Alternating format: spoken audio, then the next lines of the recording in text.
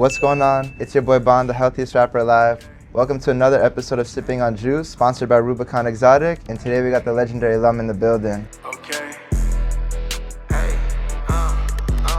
Listen to YTB flow, hating on me, but it was my amigo. Happy to be here, my brother. You know what I'm saying? Shout out Bond, shout out Rubicon, S2B. Let's get it. Yeah, it's a pleasure to have you, bro. Thank you, brother. It's a pleasure to be here. LUM, you've done so many amazing things, bro. Amazon Music, breakthrough artist, photos on the Billboard, legendary collabs with people like Down Valley. I have to ask you, bro, what was the moment that made you feel like this is all coming to life, or I'm finally living my dream? I would honestly say when I first went to LA and ended up living there for a few years. Okay. That's what I would say. So LA for a few years? Yeah. And how'd you end up in LA?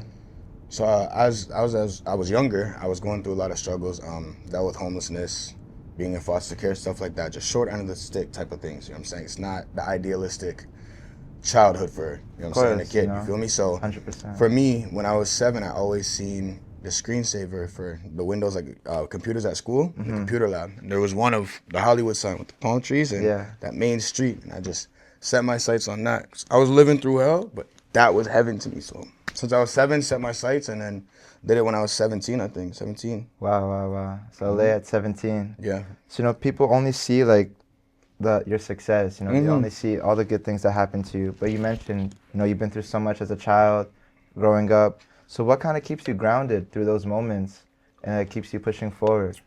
1, to never go back to that, and 2, because a lot of the things I did, given the circumstances I had, I wasn't supposed to be able to do.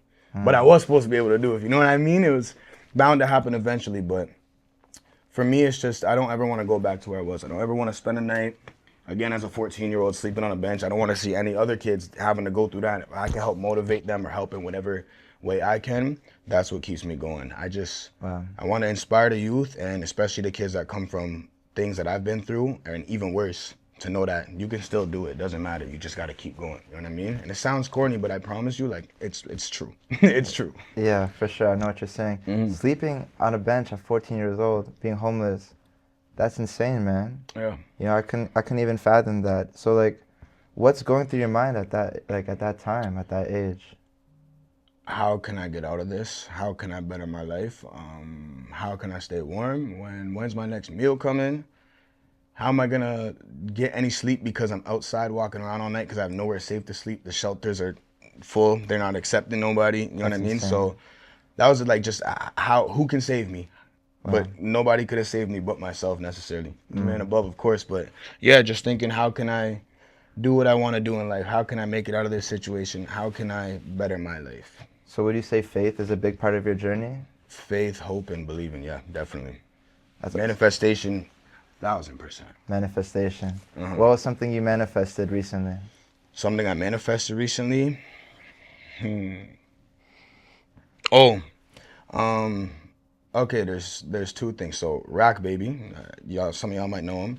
He came to Toronto for the first time, and we ended up coordinating some things for him when it came to like drivers or studios, just, you know what I'm saying, making sure his first time in Toronto was, you know what I'm saying, squeaky clean and lit. And he did DMTV Fest, and the show was dope, but he's been one of my favorite artists for like the last 3 years. I was knowing about him when, you know what I mean, a lot of people weren't. So I always said, like, yo, if he comes to Canada, or even if I got to go to the US, like, I'm going to either work with him Sunday or I'm going to meet him, because he seems dope, you know what I'm saying? And I'm a person that I show love. I give credit where it's due. I'll never hate, you know what I'm saying? Yeah. So I've always wanted to meet him, and being able to not only meet him, but help facilitate stuff for him and his team. And, you know what I'm saying, shout out his mom, Toyette, amazing manager, amazing woman.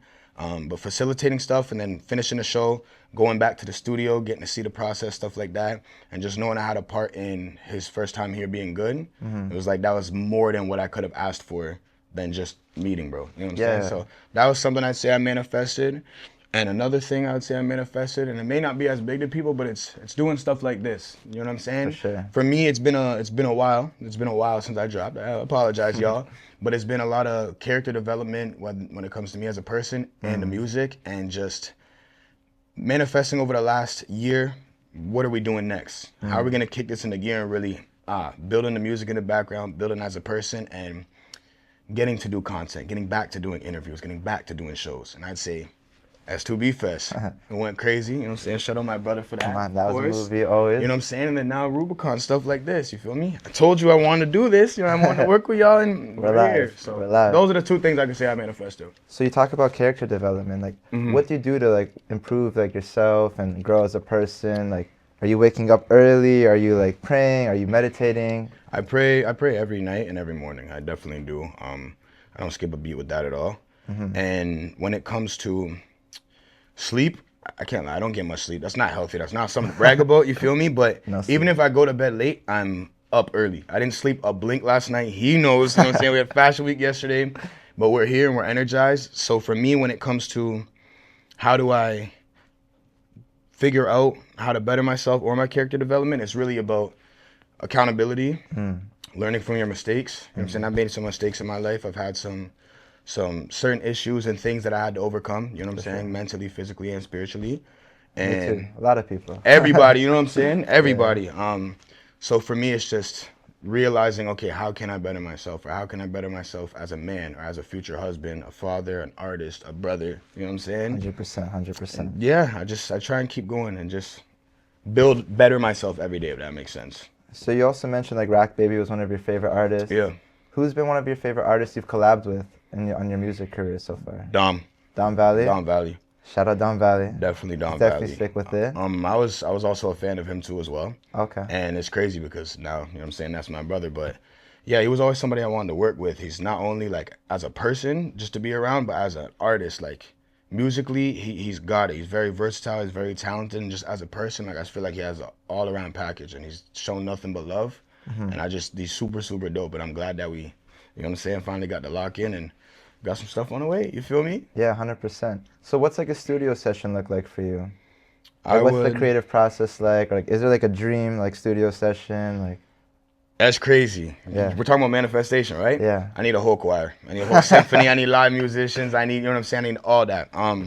Like the live room, everything. Everyone's in the room just making real music from scratch. That would be my dream one. But what an average studio session would look like for me, lately I've been recording myself a lot lately. Me and my boys, you know what I'm saying? Shout out my brothers, G Shout out and to E, the team. you feel me? Shout out to the team. But yeah, when it comes to either recording myself or with engineers or producers, I'll already have some beats in mind, or I'll have them play some beats, or I'll have some of my producers send me some stuff, you know what I'm saying? Shout out my boy B-Noise. And then I'll just find a rhythm, you know what I'm saying? I might have something written, or I might find a flow or a melody to the beat, and I'll maybe write a few words and like just get the first bar to hook down. Okay. Catchiness, a vibe to go from, and then I might either just punch it, or I might think of some, right?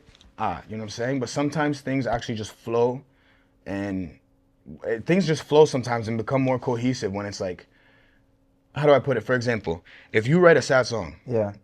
and you go into the studio and you're super happy and it's the greatest day ever, you know what I'm saying? Like when you just accomplished one of your dreams or something, you had a great day with the friends, you got dream girl, whatever. Yeah. How are you gonna perform that sad song with the same energy? You can. The energy's not conveyed the same. You have to like, basically what I found too, it's like if you write that sad song that day, you have to record it that day. You have to, because the energy will be different. The emotion is not conveyed as well. So, because I used to write so much, bro. That's what I'm saying. That's why I started, because music started for me from poetry. You know what I'm saying? So, for me, writing was a key factor in just me as a person, and the musical career. But like actually getting into just sometimes feeling out the vibe and just letting the creative process and juices flow. Yeah. Just like some Rubicon, you know what I'm saying? Sometimes that's how it goes. So 100%. Well, yo, I got some questions for you. Shaheen, you mind passing me that box? let's do it. So there's a bunch of different questions in here. I'll have you choose a few. All right, then, mate. Let's get it. If your younger self could see you now, what would they say? Keep going, kid. There You go. got this. And you're going to help a lot of people in your future. Just keep going. His fortune actually said that yesterday too. I can't lie. I can't lie. Just keep grinding, keep going. But Shout out New Ho King last night. yep, you know what I'm saying? Shout out New Hope King. But I just feel like younger me would be proud of myself and things I've had to overcome and just who I'm becoming as a man, a person, and as an artist. Definitely, bro. Given everything you've been through as a young child to now, bro, I'm sure he'd be very proud, bro. Amen. Thank you, brother. I appreciate that. I got the next question here Likewise. for you. What's the most memorable thing a fan has ever told you?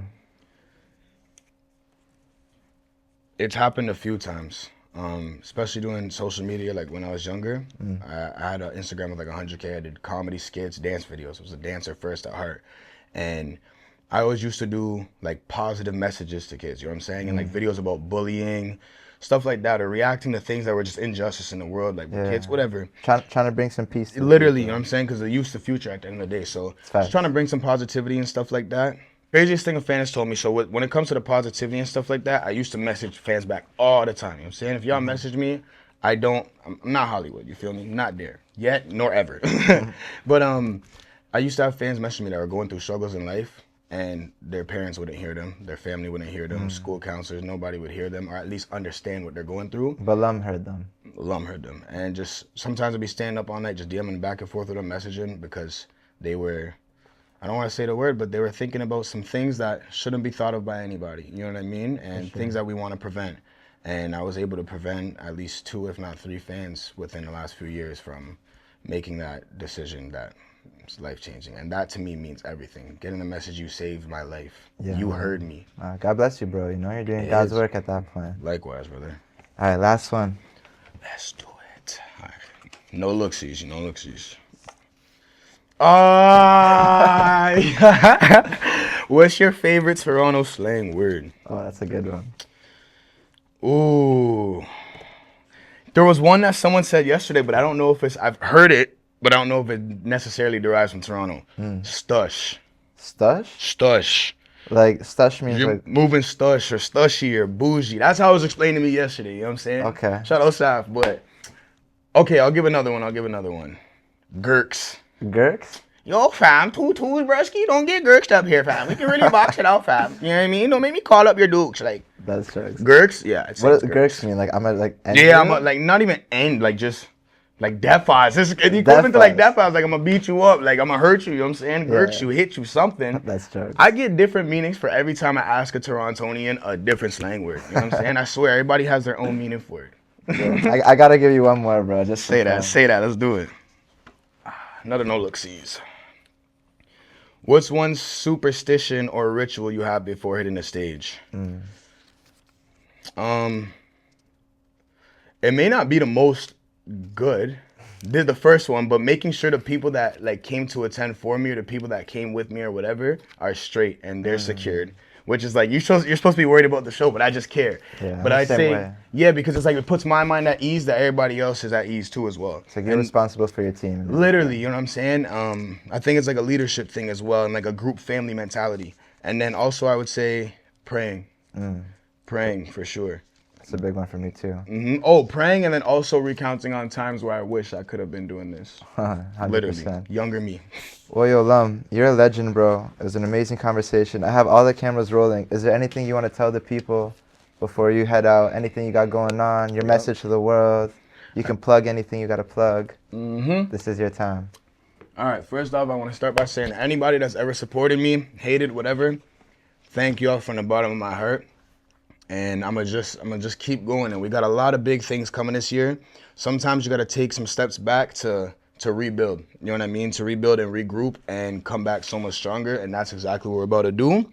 We got, you know what I'm saying, first single in a while dropping, you know what I'm saying, Taste. We got some stuff coming with that as well, you know what I'm saying? Shout out S2B, shout out Rubicon. But yeah, single dropping within the next month. We got more videos coming, more interviews, more collaborations, you know what I'm saying? 100%. And just continuing to go. Just continuing to go and keep inspiring the youth and learn from the L's and take them as the blessings, you know what I'm saying? And message to the world and to the kids and to anybody out there. It's corny, but I'm telling you, nobody can help you but you at the end of the day. People can hear you out, people can give you perspective, but at the end of the day, if you want your dreams or if you want to succeed or you want to better your life or whatever the situation may be, you want this job, whatever, you're going to have to actually do that yourself. And you're going to have to put the mental work in for whatever it is in life, school, jobs, anything. But it is possible. Don't look for somebody to rely on. You know what I mean? You can always have people that you rely on and always have people that care about you, but you are the one that has to want it for you. Definitely. So you go get that. Definitely. And y'all can. I like that message. Well, yo, LUM, thank you for your time, bro. I know you're a busy guy. I'm busy. What about you? We're all busy. Motion man, motion man. I appreciate you coming through, man. I appreciate you always. Rubicon, S2B. Sippin' on Juice. Vaughn? This Let's has get it. been Sippin' on Juice. Let's get it.